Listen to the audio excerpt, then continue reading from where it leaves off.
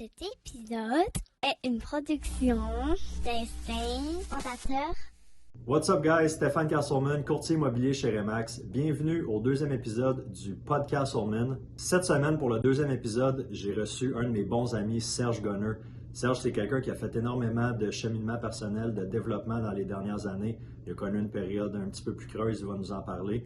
Puis aujourd'hui, il s'épanouit vraiment. C'est quelqu'un qui a un impact super positif dans mon cheminement des dernières années. Fait que je suis vraiment content de vous le faire découvrir pour ceux qui ne le connaissent pas. On a vraiment eu une belle conversation. J'ai hâte de vous montrer ça.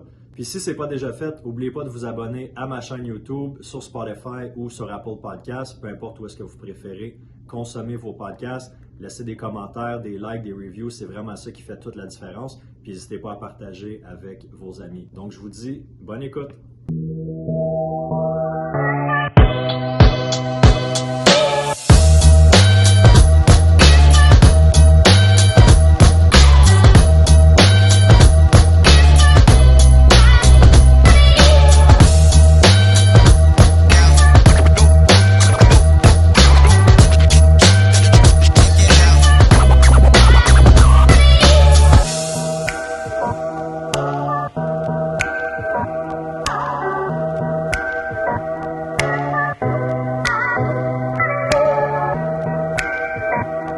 Serge Gunner, comment ça va? Ça va bien, merci beaucoup de l'invitation. Ben écoute, ça fait plaisir. Je suis vraiment content que tu sois là avec moi aujourd'hui. Yes. Je tenais à t'inviter dans les premiers invités de mon nouveau podcast parce que je voulais qu'on parle.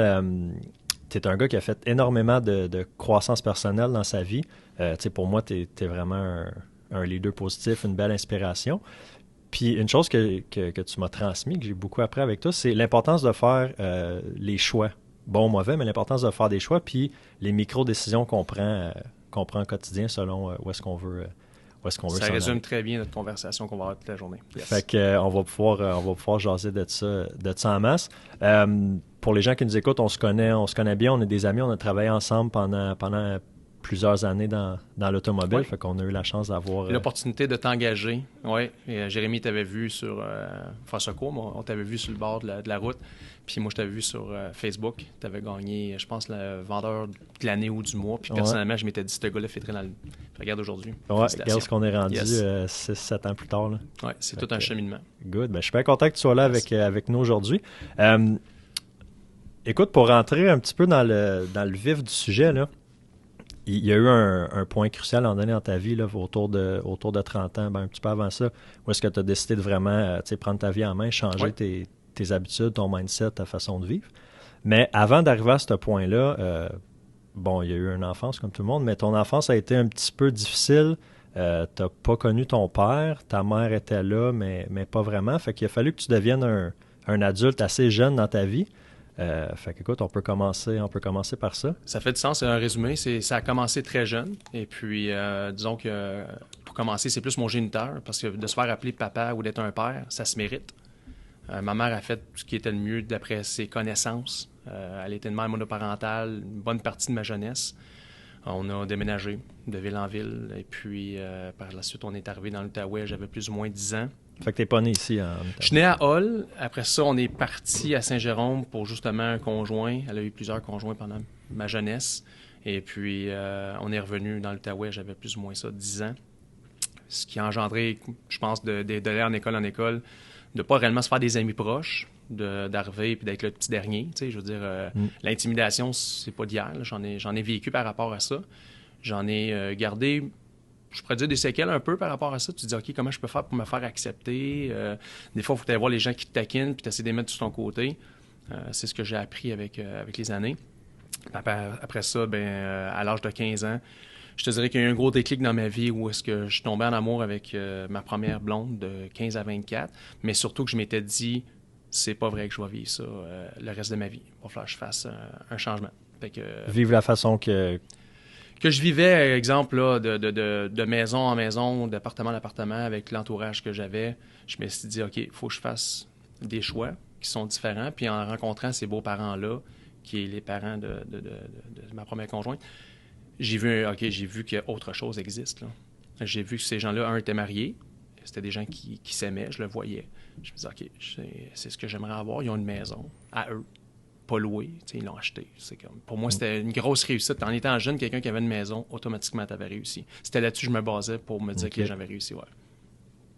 Fait qu'à 15 ans, ma mère décide d'aller à Pointe-Calmet pour un travail. Elle me donne le choix de rester ici ou d'aller la suivre là-bas.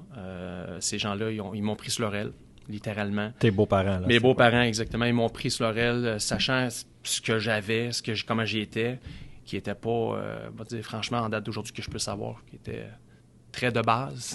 C'est ça. Je veux dire, j'ai pas montré la reconnaissance que j'aurais dû montrer, sachant aujourd'hui que c'est un tremplin dans ma vie qui m'a fait apprécier vraiment ce que les gens peuvent faire pour aider. Aujourd'hui, j'en suis très reconnaissant. Ouais. C'est ça, parce que tu n'avais pas connu ça. Les 15 premières années, bon, tu es en pauvreté, tu déménages de ville en ville, école en école. Oui, exactement. Écoute, c'est les moyens du bord, comme on dit. Puis tu vois ce qu'il y en est, tu vois que l'argent elle se fait rare. Tu sais qu'après ça, quand tu as de l'argent, tu ne veux pas la perdre, sachant pas c'est quoi réellement la valeur de l'argent. J'en faisais, exemple, puis j'en mettais de côté au cas où, tu sais, toujours du au cas où. Quand tu étais ado.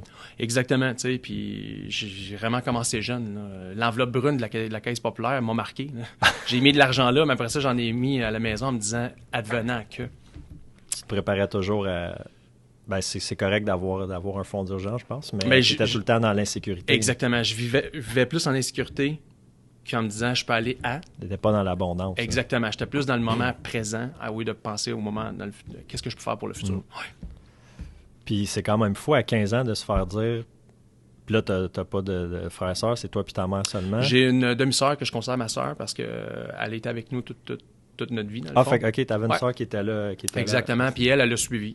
Fait qu'elle est partie avec ta mère à Pointe-Calmet, puis toi, t'as donné l'option de rester ici, puis t'as décidé de rester ici avec tes beaux-parents. Puis pour ouvrir cette parenthèse-là par rapport à ça, j'ai eu une conversation, là, plus ou moins 5 ans par rapport à ça. Puis quand je lui ai dit, exemple, que je préférais rester ici, tu sais, ça y a fait de quoi, puis je l'avais jamais su avant. J'avais jamais posé la question. Je l'ai su là, puis elle a dit, garde, c'est ce que j'ai pu faire de mieux pour toi. Puis aujourd'hui, avec du recul, c'était la meilleure décision qui peut arriver dans ma vie, à cette étape-là de ma vie, ouais. Tu as-tu pardonné? Ou t'as encore des... Pardonner, c'est un gros mot. Je veux dire, je souhaite qu'elle a fait ce qui était le mieux selon ses connaissances qu'elle connaissait. Est-ce qu'elle aurait pu faire mieux? Peut-être. Est-ce qu'elle aurait pu faire pire? Peut-être. Mais aujourd'hui, je préfère m'arrêter à me dire qu'elle a fait ce qu'elle pensait ce qui était le mieux. Comme que moi, aujourd'hui, je fais, en étant aujourd'hui parent, me disant, est-ce que je fais ce qu'il y a de mieux selon mes connaissances aujourd'hui? Oui, absolument. OK. C'est intéressant. Puis, bon, là, tu passes le restant de ton adolescence chez tes beaux-parents. T'as pas... l'école, ça l'a arrêté pas mal. Ça a arrêté pas mal jeune. Temps aussi. Tu as été sur le marché du travail assez jeune aussi. Exactement. J'avais des responsabilités en me disant, bon, qu'est-ce que je fais? Au lieu d'apprendre, je voulais que je me débrouille. Et puis, j'ai commencé à travailler très tôt. Par la suite, le Home Depot ouvert à Gatineau. J'étais allé appliquer là-bas. Je me suis présenté. J'ai dit, écoutez, voici ce que j'aimerais faire. Ils m'ont dit, OK, tu vas commencer n'importe les fenêtres. Sachant qui je suis aujourd'hui, tu le sais, moi, la rénovation, j'ai aucun critère là-dedans. Mais un travail, c'est un travail. Puis je leur ai dit, dites-moi ce que j'ai à faire, je vais le faire. La nuit, j'en rêvais. Là. Je rêvais aux fenêtres, je rêvais à tout ce qui était par rapport à ça. Pour devenir bon, le meilleur dans le département. En me disant, il faut que ça marche. J'ai quelqu'un qui comme pas d'autre option. Exactement. Il fallait que ça soit comme ça. Puis je me suis dit, ça va être comme ça. Puis j'étais capable d'apprécier ce que j'avais en me disant, j'ai quelque chose, je vais l'apprécier. Au lieu de me dire, bon, mais j'ai ça, je veux déjà la prochaine chose. En me disant, j'ai peut-être pas eu grand-chose, mais il faut que j'apprenne à apprécier ce que j'ai. Fait que c'était vraiment ça. J'étais là quelques années. J'ai appris beaucoup. J'ai rencontré des gens vraiment intéressants. Fil en aiguille, une fois, je m'en vais chez Bois-Martineau, par hasard, acheter un frigo. Je vois des visages, je reconnais des visages, retourne travailler chez Home Depot. Je vois un des visages qui est dans le saisonnier, je m'en vais le voir, ça va bien. Écoute, tu travailles chez Bois-Martineau, c'est une famille qui m'intéresserait à travailler là. Je dis ça inconsciemment, sans aucune ruse. Là. Le lendemain, j'ai le directeur des ventes qui vient me voir et dit, Selva, tu aimerais ça rencontrer le directeur de district si ça t'intéresse, on te passera en entrevue. J'avais plus ou moins 21. Okay. J'appelle chez Moores. J'appelle. Je dis, écoute, ça pas de soute, là. Ça me prend un soute complet. La fille s'appelle Julie, je me rappelle encore. Elle dit, salut, ça va bien? Ouais, ça me prend tout. Souliers, bas, ceinture. Elle dit, ça te prend ça pour quand? Je dis, pour demain. Fait que ça, faut que je sorte là avec ça. Fait que le lendemain, je mets le costume. Je me dis, OK, c'est le temps, c'est ma chance. Mais encore là, inconsciemment. Aujourd'hui, je me dis, crime, j'ai été quand même... j'ai eu quand même le subconscient à me dire, faut que tu en profites, prends pas ça pour acquis. Commence chez Brouille Martineau, début vingtaine. Tombe dans l'abondance, dans l'argent inconcevable. Là. Où est-ce que je pensais que c'était de la vente, puis on se l'est dit, j'étais littéralement un preneur de commande. Tu as 22 ans, ton rêve, c'est d'avoir une maison. Je l'achète à 23 ans, je fais 70 000 par année. Tombe dans un créneau avec des adultes. Tu sais, c'est des adultes qui travaillent là. L'alcool. Écoute, c'était des années où est-ce que c'était l'abondance dans tous les sens. Ouais, c'est ça. C'était vraiment... C'est une belle façon de, ben, c'était... belle façon de le dire, mais... Excuse-moi, c'est... tu sais, t'as passé vraiment de la pauvreté quand tu étais jeune à cette abondance financière-là, mais il y a eu comme, tu sais, pas nécessairement de maturité avec ton argent, tu sais, parce que moi aussi, je me souviens quand j'ai commencé à faire un peu d'argent dans ma vie, j'avais pas nécessairement cette maturité-là, puis je dépensais dans des niaiseries, tu penses qu'il va toujours en avoir, tu planifies pas, puis on dirait que tu réalises pas, là, tu sais, ça te coule... ça a été comme ça, là, exactement, tu sais, puis... tombe dans un créneau, comme je disais, d'adulte. Après ça, l'alcool, je connaissais ça, mais pas à ce niveau-là. Après ça, c'était, OK, je veux m'impressionner les autres. On s'en allait, exemple, tantôt, je t'avais conté une anecdote. Première fois, j'étais à la cage au sport, la fameuse jeudi des ailes. La serveuse me demande ce que je veux boire. Je dis, je vais prendre un coke. Mais tout le monde me dit, non, prends une chaudière. Mais une chaudière, ça veut dire quoi? Quand j'ai vu la chaudière avec 6 bières, ça a été mon initiation. Je dis, à tous les jeudis, je l'anticipais après. Là. Ben oui. C'était ça, je voulais. Le jeudi de paye à la cage. Exactement. Là, c'était rendu ça. Avec un horaire qui était différent un peu de la moyenne. Travail les fins de semaine, congé la semaine. Je me couchais tard. Living the life. Je jouais à des jeux vidéo. C'est ça, je me perdais pas mal. Je pensais c'était moi. Après ça, j'ai eu... dans le fond, j'étais en relation de 15 à 24. La personne que j'étais avec... Mais c'était un amour de jeunesse, mais que j'ai vraiment pas... je l'ai pas traité comme qu'elle aurait dû être traitée, mais non seulement ça, je me traitais pas moi-même comme j'aurais dû me traiter. Fait qu'à quelque part, comment tu peux traiter les autres bien si tu te traites pas bien? Tu sais, quand tu prends le temps d'analyser ça, c'est ça qui est arrivé. Rentre dans le vice, impressionne les gens peut-être pour les mauvaises raisons, mais ça me fioulait, ça me donnait du gaz. Puis ça m'en redonnait encore. Puis ça m'impactait pas le côté négatif. Quelqu'un parlant en bien ou en mal... Je pourrais dire aujourd'hui que je m'en foutais, mais la réalité, j'aurais pas dû penser comme ça parce que ça reste dans ton bagage, ça reste dans ton baluchon. Ben oui, puis là, tu m'as dit que quand tu étais plus jeune, tu te faisais intimider aussi beaucoup, sûrement plus de difficultés à te faire des chums, à te faire accepter. Exactement. Fait que là, tu arrives où est-ce que là, tu impressionnes les autres avec le matériel, avec l'alcool, beaucoup. Les femmes, tout ça, puis là, tu te fais aimer, tu te fais apprécier. C'est sûr que tu as dû te servir de ça comme fuel aussi oui, absolument. À cette époque-là. Là. Puis j'influençais aussi dans ce sens-là.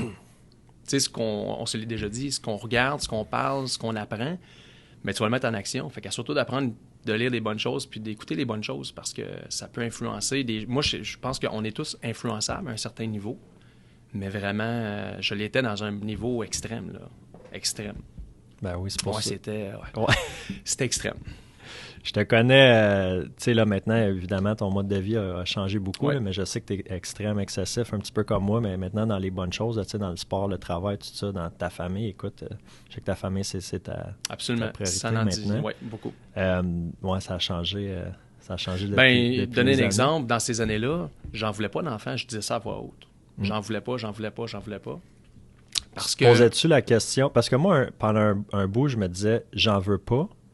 Mais je ne m'étais pas arrêté à pourquoi j'en veux pas. Juste, c'est sûr que j'étais célibataire, puis célibataire, tu penses peut-être pas à ça. Mais tu posé la question ou tu disais juste ça? Parce que j'avais la réponse. Je n'avais pas besoin de me poser la question. J'ai vécu avec une mère monoparentale, avec plusieurs conjoints différents, puis je me suis dit, je ne ferais pas vivre ça à quelqu'un. Parce que tu pensais que tu allais reproduire. Je me suis dit, je voulais pas reproduire ce que j'avais pas eu ou ce que j'avais eu, peu importe. C'est juste que tu regardes avec du recul. J'avais pas un bon sentiment de dire, avoir des enfants, c'était pas les crêpes le samedi matin, puis on joue dans la cour le dimanche, puis c'était pas ça. Donc, à quelque part, je me voyais pas être père en me disant, regarde, je ferais pas peut-être vivre ce que j'ai peut-être vécu, puis comment il va le vivre indirectement. Puis avec du recul, dans le fond, c'est que quand tu tombes avec une personne que tu as des bons sentiments puis de l'amour, mais tu penses différemment. Tu sais, à quelque part, comme je l'ai dit au départ, tout le monde peut avoir le titre de père, mais remplir le titre, c'est beaucoup plus qu'on imagine. Ça, je le sais aujourd'hui. C'est vraiment, c'est temps plein. Parce que ce que tu fais, ça va se projeter sur les enfants, puis vice-versa autour de toi. Mais c'est vraiment ça. Mais j'ai dit pendant des années de temps que j'en voulais pas. Après ça, comme je te disais, j'étais pas quelqu'un non plus qui était fier de soi-même. Fait que là, j'étais allé consulter. J'ai eu ma séparation, 24 ans. Encore l'abondance, Brouillé-Martineau, l'argent, les femmes, la pornographie. Tu sais, c'est un point qu'on n'a pas... Moi, j'ai tombé là-dedans, là, j'avais plus ou moins 16 ans. Dans le porno, ça? Dans le porno, sur Internet, là, dans le temps que c'était des fichiers, là, puis c'était des photos. C'est quoi, LimeWire, là, tu pouvais... J'avais des fichiers sur mon ordinateur catégorisés, là, j'étais rendu là. C'était trop. Mais encore là, c'était pas la tape sur l'épaule qui... Puis je faisais ça quand? La nuit, les gens dorment. Les vices se font quand les gens regardent pas, puis les résultats arrivent quand les gens regardent. Fait que ce que je voyais tout seul... Hey, je pense que j'ai jamais entendu ça, c'est bien dit, c'est vrai, mais oui. Ce que je faisais tout seul, mais ça se voyait devant les autres. Dans ta façon d'être, ta façon de traiter les femmes. Exactement. Traiter les gens, traiter les femmes. J'ai l'infidélité. J'ai été infidèle pendant des années de temps, là, en pensant à ma personne. À quelque part, puis c'est moi qui cherchais le vice, c'est moi qui cherchais aussi les tentations, c'est moi qui courais autour de ça. Fait que c'est un créneau qui était vraiment, que j'essaie de couper à 24 ans. Séparation, je dis, OK, je vais aller consulter par moi-même. C'est pas tout le monde qui a le courage ou qui fait l'introspection de se dire, ouais, c'est peut-être pas la bonne façon de vivre, la bonne façon de penser. Fait que bravo d'avoir été chercher de l'aide. Ouais, mais t'étais-tu... Parle-moi de ça, là, justement, d'aller chercher de l'aide, une psychologue, t'es allé voir? Madame Claudette. Je m'en rappelle encore, oui, encore, parce que c'était 6 sessions. Sachant pas dans quoi je me lançais, première question, elle me parle, elle me pose des questions. Elle dit, ça va être important que tu m'expliques tout en détail comment tu vois la vie sexuelle, ces choses-là. Puis j'ai été transparent, parce que ce que je lui disais, c'est ce que je voyais. Fait que pour moi, il n'y avait pas de filtre. Il n'avait pas de filtre. Puis à la fin des 6 sessions, elle m'a dit, tu vas changer, mais elle a dit, c'est la femme qui va te parler, écoute-moi bien. Elle a dit, je veux plus que tu parles des femmes puis tu traites les femmes de cette façon-là avec tes yeux puis ta façon de les voir, c'est pas ça la réalité. Puis encore aujourd'hui, je le vois encore, ce speech-là qu'elle m'a fait. Mais quand je suis arrivé à la maison, j'avais le speech en tête, mais j'ai quand même continué mes vices. Quand tu continues à... La porno, l'alcool, tout ça. Ouais. Ben oui, la petite tape sur l'épaule, je me l'étais pas donnée puis je l'ai pas reçue. Puis je veux pas blâmer les autres, mais c'est moi-même. Mais oui, je l'ai écouté, mais j'ai pas mis en action ce qui a été dit. C'est que là, après ça, tombe en relation à un autre pendant 4 ans, qui a été 2 ans sur 4 ans que ça allait bien, mais encore là, faut pas oublier qu'il y avait encore l'excès d'alcool, que moi-même, je cherchais les limites tout le temps par rapport à ça. Elle tombe enceinte. Moi, ma façon de célébrer qu'elle était enceinte, arrive à la maison, je descends dans le sous-sol, je bois 12 bières pendant la nuit jusqu'à 3 heures du matin. Tout seul. En me disant, il me reste 9 mois à avoir ma vie. Et c'est ça que je me suis dit. Exactement, mais c'est ça que je me suis dit cette fois-là. Les 2 dernières années de cette relation-là, moi, j'allais de moins en moins bien. J'étais quelqu'un de très négatif, là. Extrêmement négatif, là. J'ai de la misère à t'imaginer de même. T'es un gars... tu sais, moi, je te connais, ça fait 6 ans, peut-être 7 ans. Je te connais tellement positif, tout le temps, à vouloir aider, à vouloir trouver des solutions. Tu t'entends pas beaucoup sur les problèmes. Fait que j'ai un peu de misère à t'imaginer de même, ouais. Ça a commencé en appréciant le travail que j'avais. Par la suite, il y a eu la crise économique, exemple, en 2008, où est-ce que j'étais littéralement, on se l'est dit, j'étais un preneur de commande chez Brouillé-Martineau. J'étais le gars qui... C'est quoi un preneur de commande pour le monde qui sont pas dans la vente? Le preneur de commande, c'est le gars qui attend son tour, pour servir le client, qui se plaint qu'il n'y a pas de client, qui se plaint qu'il ne fait pas assez d'argent, qui se plaint qu'il pleut dehors. C'est un preneur de commande. Qui attend que la personne dise c'est beau Serge, là, je vais te prendre cette lave-vaisselle-là. Là. Un peu plus, tu y offres d'aller y penser à la maison. J'étais à peu près ça. Après ça, il y a eu la crise économique. Arrive, ils prennent quelqu'un par magasin. On se rencontre à Montréal, on est 10 magasins. On s'assoit. À la table, il y a les acheteurs, les propriétaires. On a chacun notre tour de rôle. Je suis le dernier. Ça donne que je suis assis là. Tout le monde explique leur situation. Tout le monde blâme les clients, tout le monde blâme les prix, pénurie d'inventaire, peu importe, la publicité, n'importe quoi. Puis à ma droite, il y a le vendeur, à l'époque, qui était numéro 1, qui était, tu le voyais sur le board, on était 140, il était toujours numéro 1, faisait des années. Puis là, tu dis, OK. Mais lui, il s'est pas plaint. Il est arrivé structuré, il a sorti sa mallette, puis il a expliqué qu'est-ce qu'il en était, qu'est-ce qu'on peut faire, où est-ce qu'on peut s'en aller. Quand j'ai vu ça en 2008, j'ai dit, OK, un instant. Là. Mais dans ce temps-là, j'ai été impressionné. La réalité, en date d'aujourd'hui, si je vois ça, je vais le prendre comme du gaz. Au lieu d'être juste impressionné, je vais me dire, OK, c'est ça. Tu vas être inspiré. Inspiré, exactement. Mais dans le temps, je m'étais dit, OK. Puis après ça, quand c'était venu mon tour, ça avait ni qu'une tête. Là. Tout ce que j'ai dit, c'est que chez Brouille-Martineau, dans l'Outaouais, on a le gouvernement qui nous aide, puis c'est tout. Je n'étais pas là. Là, il a fallu que j'apprenne à vendre. Devenir plus vendeur, poser un peu de questions, mais sans savoir quoi, parce que j'avais aucun modèle. Je m'étais pas arrêté à rien de ça. Puis cette relation-là, qui a été 4 ans avec cette conjointe-là, elle a eu un conférencier qui s'appelle Sylvain Boudreau. Qui a fait Le Moi Inc. Le Moi Inc. Elle me dit, écoute, j'ai rencontré un homme aujourd'hui, ça a été payé, j'ai acheté un livre, je pense que ça t'intéresserait de le lire, puis j'ai acheté le DVD si tu veux l'écouter. On parle de 2011, à peu près dans ce coin-là. Écoute, le DVD, c'est la première fois que je voyais quelqu'un parler de comment c'est important de soi-même. Le Moi Inc., c'est vraiment intéressant, comment tu te dis, OK, j'ai côté personnel, financier, santé, données, partage, écoute, évolution. C'est la première fois que je voyais un être humain, un homme, qui me donnait ce message-là pendant 1 heure de temps. Aucune négativité, puis il donnait des exemples de négativité, puis je me voyais là-dedans. Le lendemain, je dis, OK, ça existe. Mais encore là, c'est parti au vent. Je ne l'ai pas mis en action. Je ne l'ai pas compris. Je l'ai écouté, mais je ne l'ai pas réellement compris pour le mettre en action. Fait que ça, c'est ce que je retiens beaucoup par rapport à ça, puis de devenir vendeur pour essayer de gagner ma paye, parce que j'étais à 100% commission. Tu vends pas, tu manges pas. C'est une expression qu'on utilise, mais quand tu n'as pas confiance en toi ou tu sais pas ce que tu fais, ben on peut se le dire, tu peux trouver des fois les temps longs. Fait que j'étais extrêmement, extrêmement négatif à cette époque-là. Séparation, sépare, là, vend la maison. Puis après ça, j'ai décidé d'aller appliquer dans l'automobile. Ouais, l'automobile.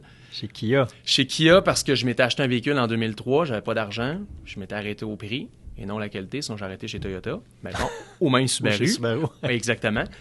2010, je vais me racheter une Forte, pourquoi pas. Je travaille chez Bro, je fais de l'argent, j'ai eu de la... Après ça, je m'en vais là, juste me dire, OK, il faut que je sorte de là.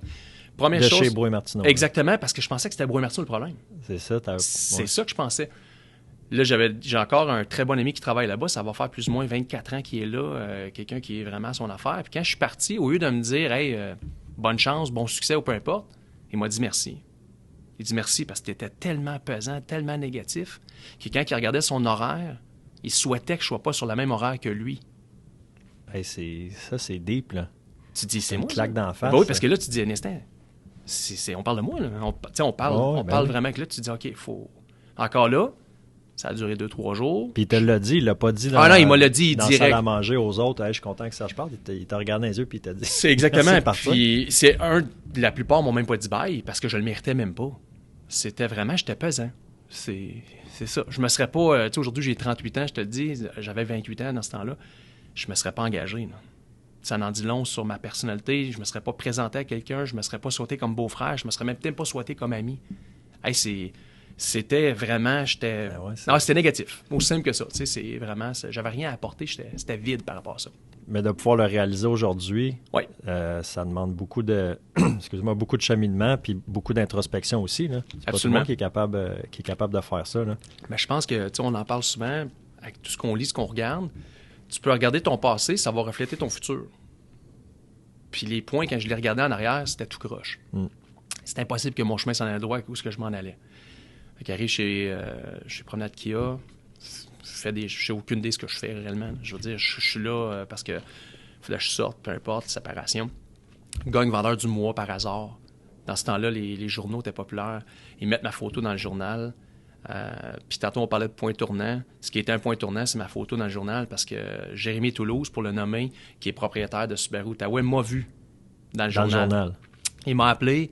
Il m'a dit « Hey, good job, félicitations. » Parce que tu le connaissais de... Je connaissais du secondaire, oui, exactement, un ami de longue date. Puis j'avais vendu aussi chez Brouin Martineau, puis il m'avait dit Hey, un jour, tu veux vendre des autos. Puis je connais... Les autos, c'est pas quelque chose qui me passionne, mais la vente réellement, avec le temps, j'ai compris que c'était plus la vente que l'auto. Ben oui. Fait que là, rencontre, il m'explique où est-ce qu'il s'en va. Je voyais qu'il était vraiment... Il savait où est-ce qu'il voulait s'en aller, puis il me faisait partie de son équation. Fait que c'était quand même flatteur de me faire dire Écoute, voici où est-ce que je m'en vais, voici ce que je veux faire avec toi. Comment chez... Puis il est bon vendeur, Jer, puis il y a une prestance, puis beaucoup d'énergie. On peut le dire, c'est... il y en a une poignée de bons vendeurs comme ça, closer. T'sais. Il savait où est-ce qu'il s'en allait, fait qu'il me rentre dans l'équipe. J'arrive là-bas, première chose que je remarque, c'est la structure. Ouais. Que je savais pas. Moi, je me couchais à n'importe quelle heure, je me réveillais à n'importe quelle heure, je buvais de la bière, je veux dire... je faisais n'importe quoi, j'avais aucune structure, j'avais aucun plan, j'avais pas de but.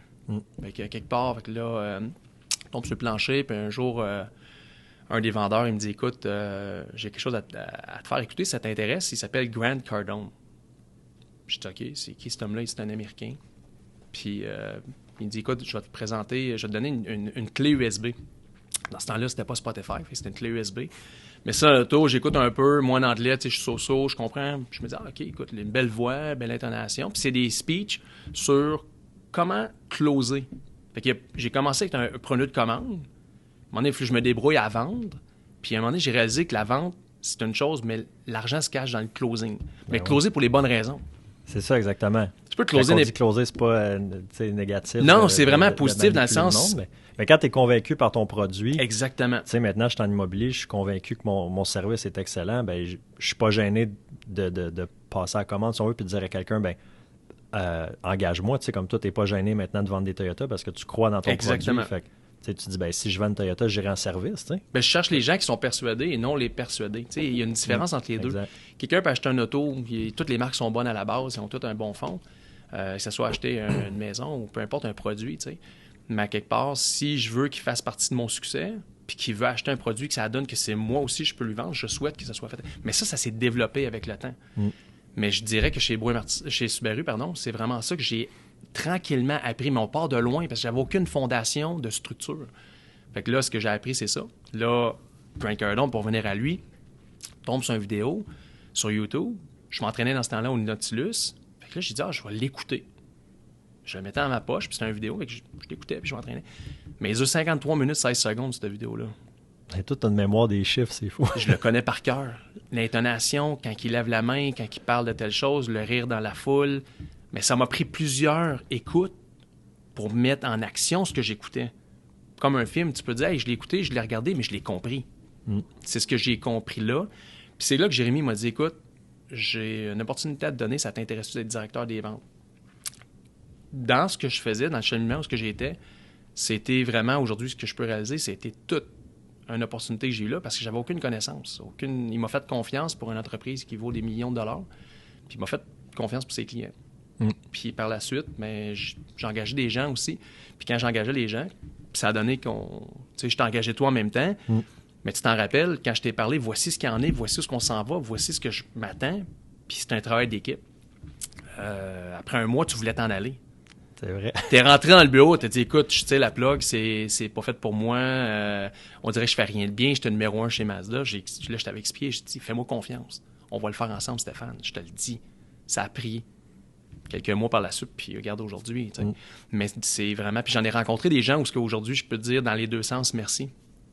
Merci pour ce que tu m'as donné, mais surtout, des fois aussi, merci pour ce que je ferais pas. Tout le monde m'avoir montré quoi pas faire. Exactement, tu sais, c'est pour ça que des fois, tu peux mettre en action. Là, ton directeur, ça a été un point tournant dans ma vie là, par rapport à des responsabilités, parce qu'il y a des gens qui dépendaient de moi. C'est la première fois de ma vie. Quelqu'un venait me voir pour me dire, écoute, qu'est-ce que je peux faire? Je m'étais jamais fait poser cette question-là parce que je n'étais pas exemplaire avant. Qui serait venu voir quelqu'un qui avait des problèmes par-dessus problèmes? Tu en as déjà des problèmes, tu n'iras pas voir quelqu'un, mais si quelqu'un a des solutions, tu vas te dire, écoute, je pourrais peut-être poser la question. Puis c'est flatteur en même temps. Puis à un moment donné, tu te dis, OK, mais j'aime ça.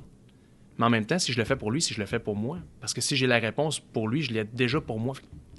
Ça va... tu sais, ça avance vraiment à vitesse grand V quand tu veux, dans le bon chemin. C'est vraiment ça, tu sais. Puis, excuse-moi, une chose aussi, sais, avec toi, oui, tu étais, bon, ton titre, là, tu sais, directeur des ventes, puis là, maintenant, tu n'es plus chez Subaru, tu es chez Toyota, Ouais. puis tu es encore un bon directeur du développement des affaires. Fait que, tu sais, oui, ton titre te met dans une position de leader, mais moi, tu sais, je t'ai toujours vu comme un leader par bon, tu sais, l'exemple que tu donnes. Tu sais, on a le goût de te suivre, pas à cause de ton titre, mais à cause de qui que tu es, des choix que tu fais, de comment, tu sais, tes habitudes, ton mindset, la façon que tu penses, puis comment tu veux transmettre aussi tes connaissances. Puis il en manque des leaders comme toi, je pense. Ben, c'est gentil, merci beaucoup. Ben, non, je te dis ça, là, je te lance des fleurs. Non, mais on se parle parce qu'on se comprend, puis on se connaît. Souvent. Pour les gens qui n'écoutent la première fois, on se fioule. C'est pas c'est vrai, ça va dans ce sens-là. C'est des choix qu'on prend, on assimile parce qu'on met en action. Mais quand tu as confiance dans un processus, mais tu te dis, moi, je m'engagerais. Tu sais. Quand tu te regardes dans le miroir puis tu te dis littéralement ça, moi, je m'engagerais. C'est un bon feeling, mais pour les bonnes raisons, puis pas d'une façon arrogante ou cocky, juste, tu sais, je sais que j'ai des bonnes éthiques de travail, tout ça, que je suis responsable, voici ce que je peux apporter à la table. Ben c'est un méchant bon feeling à avoir. Ouais. Après ça, tu t'en vas dans le milieu de travail ou, tu sais, peu importe, puis tu as une belle énergie, tu as un bel impact autour du monde, aux gens autour de toi. Là. C'est ça. Tu sers les clients, c'est une expression que tu sais que je connais, que je dis souvent, tu sers le client de la façon dont tu veux te faire servir. Fait que si ton niveau de service il est normal ou moindre ou élevé, bien, ça va se refléter. C'est une guise envers toi-même que tu te donnes comme but. Mais plus que tu aiguises, plus que tu le vois que ça s'améliore, puis de plus en plus, les gens te font confiance. Les gens veulent acheter, mais ils ne veulent pas se faire vendre. C'est vrai, ça. Mais tout le monde veut acheter. Tout le monde veut acheter, mais personne ne veut se faire vendre. Mais personne ne veut se faire vendre. Closer, exactement, mais les gens sont prêts à encourager, tu sais. Ouais. Tu sais, on peut aller dans plein de sujets par rapport à ça, mais tu sais, une pomme, ça peut rester une pomme, mais c'est bio, mais pas plus cher pour un autre. Mais il y a une raison pourquoi tu achètes cette pomme-là, parce que dans ton fond de conscience, tu dis, ben, elle va être meilleure peut-être pour ma santé. Complètement. Fait qu'elle n'est pas plus chère. Tu sais, il y a des valeurs. Faut que ton échelle de valeur, faut tout le temps qu'elle soit le plus haut possible. Puis surtout quand tu es dans un titre, comme tu disais tantôt, Serge Gunner, c'était pas le directeur des ventes. Le directeur des ventes, c'est une coquille, puis tu mets la personne dedans, puis ça va donner ce que ça va donner selon la personne qui est là. Tu sais, c'est vraiment, c'est ça que c'est. Mais il faut que tu prennes les responsabilités, les ownership. On s'en parle souvent par rapport à ça. Tu sais, si ça va bien, c'est un travail d'équipe, mais si ça va moins bien, peu importe la raison, mais tu fais partie de l'équation, tu tiens le sac. Oui, c'est ça, exactement. Tu fais partie de l'équipe, puis moi, je veux dire, tu t'entoures de gens qui veulent, c'est beaucoup plus facile d'y aller en équipe que d'y aller tout seul. Tu te rends plus loin, tu sais, on s'en... C'est quoi l'expression? C'est si tu vas aller vite, va tout seul. Si exactement. Tu vas aller loin, va Nick Bear, c'est quelqu'un qu'on suit, qu'on a vu l'évolution de ses vidéos. Tu te dis, OK, c'est ça, il y a une évolution. Puis c'est vraiment une bonne façon de voir ça, tu sais. Ouais, ça, c'est un bel exemple. Là. Tu penses qu'il dirait oui si je l'invitais au podcast, Nick Bear? En anglais, oui. Oui. C'est drôle que tu as parlé de pommes bio tantôt dans ton exemple. Sans s'éterniser sur le sujet, tu es végane, puis ta blonde aussi, Julie. Ouais. Julie, c'était pour des raisons de santé. Elle a eu c'est ça, un cancer de la glande thyroïde, pardon. Après ça, en même année, elle a eu une maladie auto-immune, et puis la dermatomyosite. Après ça, elle s'est mise à lire sur ça. Puis, tu sais, sans même m'impliquer, elle lisait pour elle, pour voir qu'est-ce qu'elle peut faire pour s'améliorer. Puis après ça, je la voyais vouloir faire des changements. Puis j'ai dit, écoute, voici ce qu'il y en est. Moi, ça m'intéresse. T'sais. Si c'est bon pour toi, ça pourrait être bon pour moi en même temps. Puis j'ai lu le premier, ça s'appelle La méthode alcaline. Okay. J'ai juste lu le livre, grande ligne, qui retient des choses, ça fait du sens. Après ça, tombe dans le créneau sur un livre, un homme qui s'appelle Rich Roll. Ouais. Rich Roll qui fait des podcasts, pour ceux qui le connaissent, c'est vraiment c'est un homme qui est personnellement extraordinaire, mais qui rencontre des gens exceptionnels. Puis quand tu prends le temps de lire son livre, c'est lui. Là. C'est quoi le nom? C'est Running Ultra, déjà? Finding Ultra, ouais, c'est ça. Là, il explique ça, pourquoi il a changé son alimentation en 2006. Bon, mais voici ce qu'il y en est. Puis c'est une question de principe aussi. Parce que c'est un coureur d'ultramarathon qui est vegan, puis un passé alcool, toxicomanie. Exactement. Tout ça, malbouffe, il était overweight. Puis, mais c'est ça aussi, je voulais t'amener sur ce point-là, parce que, bon, dans tes années de Bois et Martineau, d'alcool, de femmes, la bouffe, ça devait être n'importe quoi, là. Tu m'as parlé d'ailes de poulet à la cage. J'ouvrais la bouche, puis c'était un crush. Je mettais n'importe quoi, n'importe comment. J'étais inflammé. Du McDo pour dîner, c'est correct, c'est là. La façon la facile. Pas de questions? Non, jamais. Je me posais plus boire de l'eau. Ben non, c'est ça, tu buvais du coke. Puis, c'est quand que ça arrivait. J'ai là. déjà eu un surplus de poids. Dans le sens, quand j'ai du surplus de poids, présentement, je suis 185 livres, mais j'ai déjà été 218. Inflammé, là. Tu le voyais dans mon inflammation. Tu dans le visage. Ah, ben oui, tu te lèves le matin, tu le sais un peu. Mais oui, absolument. Où est-ce que tu penses pas à ce que tu manges? Parce que même chose que quand on parle avec quelqu'un, ça va t'amener à une façon de penser, mais ce que tu manges va t'amener à une certaine énergie aussi. Puis une chose que j'ai remarqué, nous, ça s'est changé en 2015. Puis depuis ce temps-là, j'ai pas bâillé une fois. Puis c'est un exemple que je donne parmi tant d'autres, mais j'ai jamais rebâillé après avoir mangé depuis 2015. Ça en dit long sur la façon que je fais ça. T'sais. Ben oui, c'est un vraiment, vraiment bon exemple. Puis c'est fou de passer à pas se questionner zéro par rapport à sa nutrition. Puis maintenant, c'est pas juste de dire « Ah ben je mange bien », mais c'est que tu vas te dire ben tu vas te poser des questions sur les aliments, sur ce que tu consommes. Puis tu sais, même chose dans toutes les autres choix que tu prends dans ta vie. Tu vas te dire « Qu'est-ce que ça va m'apporter? » Pas juste « Je vais le faire parce que c'est à la mode ou les autres le font », mais moi, comment ça va m'impacter dans ma vie, tu sais. Mais ça part toujours avec un but, mais si tu n'as pas confiance dans le plan, le but donne quoi? T'sais, le plan, il est plus important que le but, parce que le but, c'est un but. Mais exemple, l'entraînement, c'est un bon exemple. Tu peux t'entraîner pour perdre du poids, mais perdre le poids, c'est une chose. Mais par la suite, ça va peut-être t'emmener aussi une éthique de travail, une éthique de soi-même, une confiance en soi, changer ton alimentation, ta façon de dormir. Bien, tout ça pour la perte de poids, mais la réalité, c'est tout ce qui est autour aussi. Fait que c'est le plan pour arriver au but. Mais après ça, quand tu te bâtis des buts, micro-décisions amènent des grands résultats. Ça, c'est une chose qu'on se répète souvent quand on se parle. Ben oui. C'est vraiment ça. C'est des micro-décisions qui amènent des grands résultats. Là. La vie est longue avec de courts moments. Je le répète tout le temps, mais je le pense aussi en me disant, c'est long, là. J'ai 38 ans. Pourtant, des fois, je me dis, hier, j'avais 32. Mais c'est des courts moments dans une vie qui est longue. Aussi simple que ça. Ben ouais, parce que tu peux avoir plusieurs vies à l'intérieur de ta même vie. Là. Toi aussi, tu as deux... jusqu'à 30, avant 30 ans, c'est une chose. Ben, avant 15 ans, de 15 à 30, c'est une chose. Puis après, absolument. Maintenant... Moi aussi, puis même dans le futur, j'ai 38 aujourd'hui, je suis à 40, puis ça, c'est l'évolution. Je crois vraiment dans l'évolution, puis en même temps, je trouve ça passionnant. La communication, ça fait 8 ans que je suis en couple avec Julie. On a 2 enfants, un garçon de 5 ans et demi, une fille qui va avoir bientôt 2 ans. Pour moi, c'est un trésor. Au début, c'est une chance. Mais après ça, c'est plus de la chance. C'est la communication qui fait qu'aujourd'hui, où est-ce qu'on est? Le manque de communication t'amène à un point, et la communication t'amène à l'autre. Mais on a décidé... c'est vraiment un beau chemin, puis c'est quelqu'un que je suis extrêmement fier. J'en parle, je t'en parle, puis c'est important que je le dise, parce que aimer quelqu'un, ça peut être un niveau, mais être fier, t'es fier ou t'es pas fier. Puis je suis extrêmement fier de cette femme-là. C'est beau de t'entendre parler. On la salue, Julie, d'ailleurs, si elle écoute ça. Tu parles de communication, puis une chose que... Écoute, quand tu m'avais dit ça, ça m'avait tellement impressionné. Là. Tu disais que le matin, avec ton fils, Novak, en déjeunant, tu disais de quoi tu veux qu'on parle, pars un sujet, puis on va en parler. Fait que là, il disait, je sais pas, moi, les oiseaux, peu importe. Exactement. Puis là, tu as toutes ces questions sur les oiseaux, puis là, tu le faisais parler comme ça. Quand tu m'as dit ça, j'étais comme, hey, d'un, que tu prennes le temps. Ben, c'est exactement. C'est de prendre le temps. Des fois, on dit, j'ai pas le temps. Mais là, c'est une expression qu'on utilise souvent. C'est facile de dire, j'ai pas eu le temps. Mais si t'as pas eu le temps de manger, mais je t'aurais payé 1000 $, t'aurais-tu mangé? Oui. Fait que c'est une question de valeur. Fait qu'à un moment donné, ton échelle de valeur va augmenter. Ce que je fais en date d'aujourd'hui, pour moi, va refléter autour de moi. Puis je la vois, là. Je vois l'exemple de Novak qui a 5 ans et demi, je vois une évolution. C'est de lui répéter que je veux qu'il ait une belle vie, qu'il soit heureux.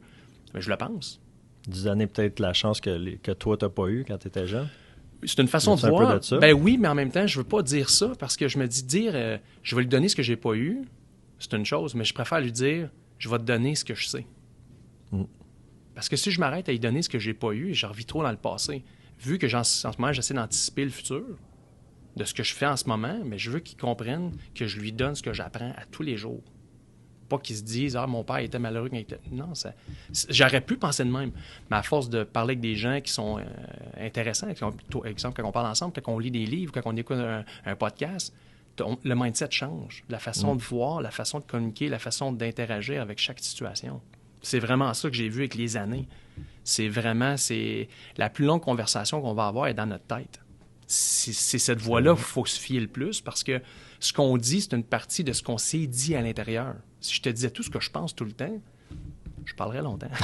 Mais c'est ça, tu sais. Ça fait qu'il faut s'assurer que cette conversation-là qu'on a est bonne. Elle n'a pas besoin d'être parfaite, mais qu'elle soit bonne au moins. Le discours intérieur, oui. Puis une chose que j'ai que j'ai remarqué avec toi, mais qui est vraiment frappante, c'est que, tu sais, oui, tu vas faire beaucoup de cheminement personnel. Là, je pense plus que tu lis, c'est des audiobooks maintenant, mais tu sais, c'est le même contenu que tu consommes. Tu n'écoutes pas la télé, tu écoutes des vidéos YouTube ou tout ça. Exactement. Tu es capable de l'entendre, de l'écouter, de le comprendre, de l'assimiler, mais après ça, de le transmettre. Tu sais, je me souviens quand on travaillait ensemble, tu arrivais le matin, puis hey Steph, ce matin, j'ai écouté telle affaire, puis il y a une phrase que le gars a dit dans le podcast ou dans le vidéo, peu importe, puis ça a résonné, puis là, voici comment je l'ai interprété. Puis là, des fois, on pouvait parler pendant une demi-heure juste de ça. Fait que, tu sais, ça, j'étais comme, OK, il y a cette capacité-là, parce que tu te dis tantôt, des fois, on écoute, mais on comprend pas, là, tu sais. Exactement. Puis ça dépend de ce qu'on veut écouter aussi. Tu arrives au travail, puis quelqu'un va écouter la radio, ça se peut qu'il te parle du COVID en ce moment quand il va arriver au travail, puis c'est normal. Ou d'hockey. Ou du trafic, ou le manque de pénurie de main-d'œuvre. C'est normal parce qu'il va te parler de ce qu'il écoute. Mais quand tu prends un choix d'écouter des choses qui sont constructives, positives, peu importe, cheminement, mais c'est pas tout le monde qui a cette écoute-là. Tu vas le voir, il y en a des gens qui vont dire hey, c'est correct, tu sais, t'es pas... le but, c'est pas de se sentir mieux qu'un autre, mais de s'améliorer à tous les jours. Puis c'est ce que j'ai vu. Là. Je le vois, le résultat. Tu sais, il y a un exemple qui donne, c'est le bambou chinois. Ça prend 5 ans, tu l'arroses à tous les jours, pendant 50 ans. Puis c'est après 5 ans qu'il sort de la terre. Puis en dedans de 2 semaines, il pousse de 14 pieds. Mais pendant 5 ans, il ne pousse pas. C'est fou. Mais tu l'arroses à tous les jours. La constance sans voir le résultat. Aucun résultat, mais tu le sais que ça va arriver. Tu sais, c'est un bon exemple, mais ça, tout ce que je dis, tout ce qu'on se dit, tout ce qu'on lit a été dit ou mentionné, mais c'est de le savoir. Si tu le sais pas, mais à force de lire des choses puis d'écouter des... Tantôt, on parlait de Spotify. Tu sais, l'année passée... Combien de minutes tu as eu sur Cette année, je suis content parce que l'année passée, j'avais fait 59 000 quelques. Puis là, j'ai mis 59 000 minutes. 59 000 minutes. Mais t'écoutes pratiquement pas de musique, là. Juste des podcasts puis des speeches. Des livres audio. Exactement, audio, des choses constructives que je vais pouvoir mettre en action. Puis cette année, 64 000. Fait que là, j'étais content. Il y a un peu de musique aussi là-dedans, parce qu'à la maison, c'est important pour nous d'avoir un fond de musique pour mettre... ça va souvent faire une ambiance en même temps. Tu sais, ma fille, le meilleur exemple, moi, vraiment, quand je mets de musique, elle se met à danser, elle a 2 ans. Fait qu'elle a associé la musique, d'après moi, au plaisir. Novak, la même chose. Puis on le sait qu'en soupant, tu sais, c'est important. Mais chaque chose qu'on consomme, on va le digérer, mais on va en parler par la suite. Puis aujourd'hui, j'ai passé l'étape, justement, à me dire, OK, je suis là. C'est là que je veux être, puis c'est ça que je veux faire. Je veux fueler. Des gens qui sont inspirants. Tantôt, on parlait rapidement du documentaire en ce moment sur Netflix. 14 Peaks. Il y a bien des façons d'évaluer. Il y en a qui vont dire c'est un fou, c'est impossible, je peux pas comprendre. Pour ceux qui l'ont pas vu, le documentaire, le 14 Peaks, c'est 14 sommets. Là, puis c'est un gars, un grimpeur. Là, où, en tout cas, il escalade 14 montagnes les plus hautes au monde, dont l'Everest, mais en 7 mois. Exactement. Fait qu'il y a beaucoup de...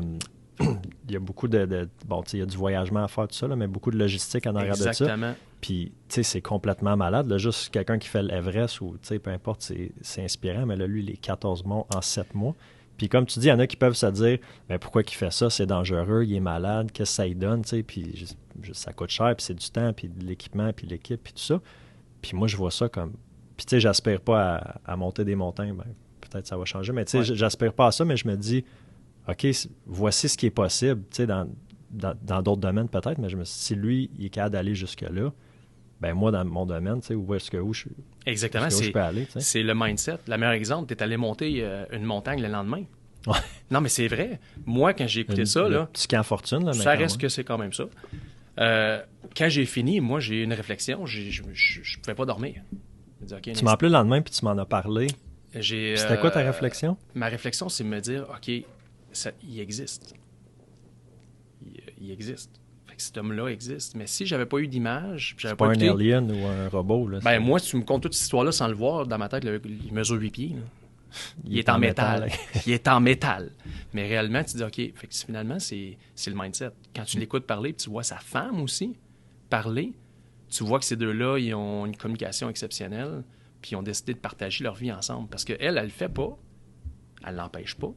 Elle vit le moment avec lui, puis elle accepte qui est pour ce qu'il veut faire. Fait que c'est vraiment beau à voir, parce qu'il y avait beaucoup de messages dans ce documentaire-là qui est vraiment intéressant, puis que je recommande à tout le monde. Il y en a d'autres, mais en date d'aujourd'hui, c'est assez... C'est d'après moi, c'est une échelle, c'est la marche de plus. Ouais. Que d'exemple David Goggins qu'on connaît, Rich Roll encore là, Grant Cardone, Jocko Willing. On aime les excessifs, hein? C'est vraiment, tu dis, c'est ça. En tout cas, moi, je m'inspire de ça. Je me compare pas, tu sais, David Goggins ou Rich Roll qui vont courir des... Mais t'en prends un peu. C'est ça. T'sais, je me dis, si lui est capable de faire ça, moi, qu'est-ce que je peux accomplir? Exactement. T'sais? Puis après ça, tu l'accomplis, c'est quoi la prochaine étape? T'sais, j'aime voir qu'est-ce qui est possible, comment on peut aller plus loin, tu sais. Oui. On parle de sport aussi un peu, là. Présentement, tu es en entraînement pour un Ironman, mais là, ça fait 2 ans qu'il se fait... Il était repoussé, c'était supposé être 2020 au début. Il y avait l'entraînement, il y avait le mindset qui était là-dedans. C'est à peu près au moins 6 mois, là. Je m'étais donné un an. On a le coach en commun, Éric Dehaye, qu'on recommande à tout le monde. Je veux dire, c'est un homme exceptionnel avec une sagesse. L'Outaouais qui font du sport d'endurance. Là. Éric Dehaye. C'est ça. À partir de là, c'était je me suis dit, OK, ça m'intéresse parce que le côté Ironman, je me dis, il est accessible. Tu sais, moi, j'aime le golf, mais je ne serais jamais un pro. Mais j'aime le golf. Ironman, je ne serais pas un pro non plus, mais je pourrais participer puis devenir un titre E. Puis je me disais, OK, après ça, tu sais, c'était vraiment personnel. J'ai un ami aussi qui a, faire ça un peu court, mais qui a eu une maladie des os. Et puis par la suite, il a trouvé une formule pour pouvoir l'accommoder. Et puis il a réussi à pouvoir avoir des mouvements normaux, qu'on pourrait dire. Puis 3 ans plus tard, il a complété un Ironman. 3 ans plus tard, tu sais, il ne pouvait pas sauter dans les airs, ça faisait 10 ans. Il ne pouvait pas sauter 1 pouce. Il ne pouvait pas soigner un bâton. Il ne pouvait pas nager 2 longueurs.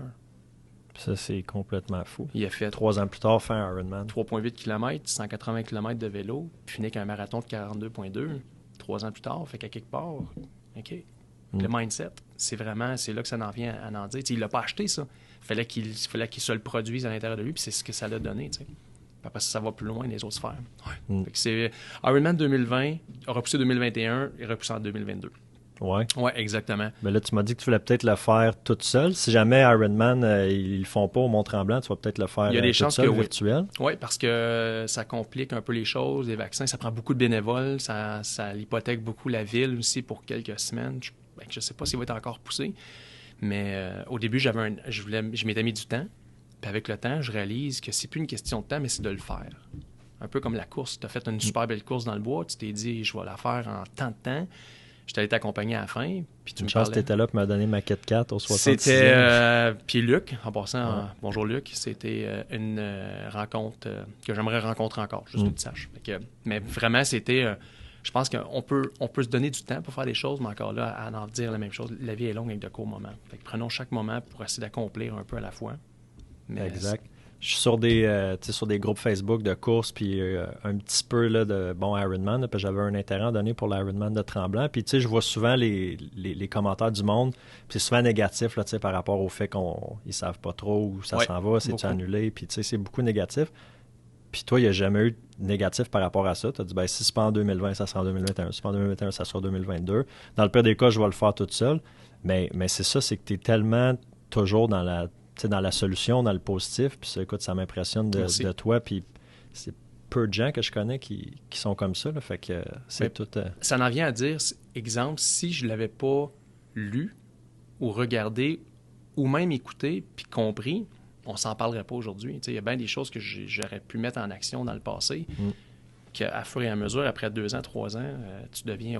Mais c'est vraiment de se dire, OK, est-ce une solution? Est-ce que j'ai le contrôle sur? Tu sais, qu'il pleut dehors, il n'y a pas le contrôle. Mais c'est vraiment ça. Mais je pense que tu développes ça avec le temps, puis avec des responsabilités, puis tu te dis, mais je vais prendre les ownership.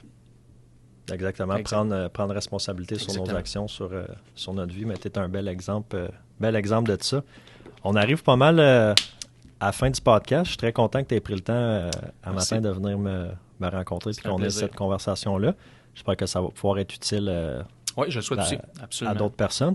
Puis justement, quelqu'un qui serait dans une situation aujourd'hui, là, peu importe c'est quoi, là, que ça soit surplus de poids, dans le mauvais mode de vie par rapport à l'alcool, les femmes, là, peu importe, puis qui voudrait, ou juste quelqu'un qui est peut-être pas heureux dans son travail ou dans sa peau, ça serait quoi le conseil, suggestion que tu pourrais donner à cette personne-là pour peut-être qu'elle prenne action aujourd'hui puis qu'elle commence à faire des choix différemment? Parce que c'est ça, c'est toute une question de choix exactement. Au quotidien. Tu m'enlèves les mots de la bouche. C'est une question de choix parce que tout ce que tu vas te poser comme question, tu vas avoir un choix, puis le choix va donner un résultat. Ça peut être indirectement, ça peut être directement, ça peut être pour toi, pour les autres, mais à la base, plus que tu te bases sur toi-même pour avoir les bonnes raisons puis avoir le bon mindset, ça va se faire un peu à la fois. Que ça soit que tu aies 20 ans, 30 ans, que tu aies des enfants, que tu n'en as pas, que tu en veux, ou tu sais, peu importe. C'est vraiment ça. Moi, c'est ce que je pourrais dire à quelqu'un de s'écouter. Par la suite, c'est de prendre autour de eux les bonnes personnes. Tu sais, aujourd'hui, on se parle... De qui qu'on s'entoure, puis qu'est-ce qu'on consomme aussi, peut-être comme c'est média. la consommation. On aurait pu parler des médias sociaux aussi, là, mais... Ben, c'est exactement ça, parce que ça, c'est un point. Qu'est-ce que tu consommes comme contenu? Exactement, parce que dans le temps, c'était ton entourage. Tu sais, on parle jusqu'à dans le temps, exemple 30 ans passés, ben, tu te fiais à qui était autour de toi pour modeler qui tu es. Aujourd'hui, tu as le luxe de choisir qui tu veux mettre autour de toi. Puis ça n'a pas besoin d'être dans l'Outaouais non plus, même pas au Québec. Avant, tu te tenais avec les gars dans ta rue. Là, exactement. Sport, mais... J'ai des amis, moi, que je vais avoir pour la vie. Je les prends, pour cet exemple, intellectuellement, pour le sport, pour l'écoute. Mais si j'ai besoin d'autre chose, je suis en mesure d'aller le chercher. Il faut faire attention à ce qu'on veut, par exemple. Parce que ça va dans les deux sens. Ben oui, c'est pas bien dit. Mais oui. C'est vraiment ça. Tu peux aller vraiment... le trou du lapin peut être creux, comme on dit. Le rabbit hole. Exactement. Puis la vie est longue de court moment. C'est une chose que je répète, que je le dis encore, parce que ça m'a été pour moi un changement drastique de penser de cette façon-là, puis de travailler sur moi-même à tous les jours, puis d'être bien accompagné, d'avoir une bonne communication. Les gens t'entourent. Toi, tu es en couple avec ta conjointe. Tu peux voir, c'est un travail d'équipe. On peut aller vite tout seul. On peut aller loin, en équipe. That's it. C'est vraiment ça. Justement, en équipe, là, si jamais tu veux te lancer dans l'immobilier, là, ouais, c'est... la porte du bureau est grande ouverte. Bravo pour tes succès en passant. Ça fait quoi, 1 an? Là? Ouais, 1 an et demi, un peu, ouais. Félicitations. Je me rappelle quand on est allé voir Grant Cardone à Miami.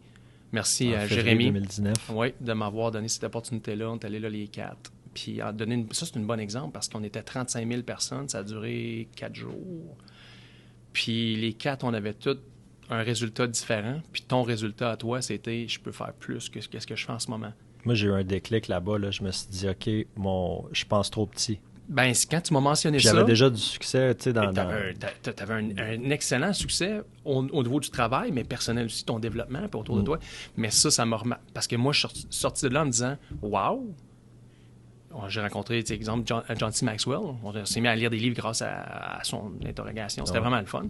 Mais après ça, c'était vraiment, pour toi, ce déclic-là. Puis regarde ce que tu es aujourd'hui. Fait que clairement, ce déclic-là, tu ne l'as pas juste gardé en dedans de toi, tu l'as mis en action. Puis ça en dit long. Exactement. Vraiment, vraiment, vraiment long. Fait que pour finir sur une belle note, ce que je recommande aux gens, c'est de s'entourer de bonnes personnes, d'écouter sa voix intérieure, parce que ça va être la plus longue conversation. Puis écoute, de se faire confiance. Littéralement, de se faire confiance. C'est un gros mot, mais c'est ça que c'est. On finit tout en sagesse. That's it. Écoute, un gros merci encore une fois d'avoir accepté l'invitation. Merci à toi. Fait que je te souhaite une belle journée. Yes, sir. Merci, Steph.